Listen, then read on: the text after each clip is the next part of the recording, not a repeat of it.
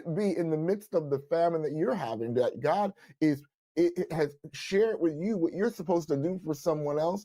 And now you're at that moment, and that's a critical moment. Why? Because really, God was setting them both up to be blessed in a famine. What do I mean?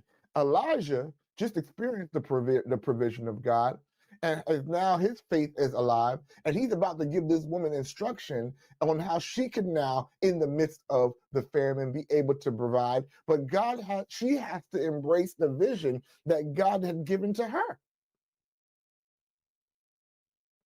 So we have two people needed to be obedient. If Elijah was not obedient at the brook, to leave the brook of present provision to go into the next provision, the woman of Zarephath would have never ran into her miracle.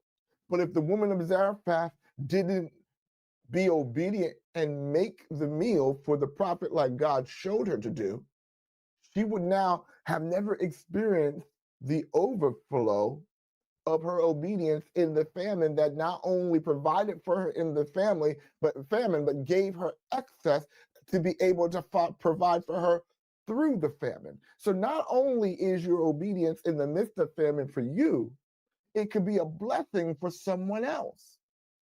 But we got to get you to see outside of your present situation.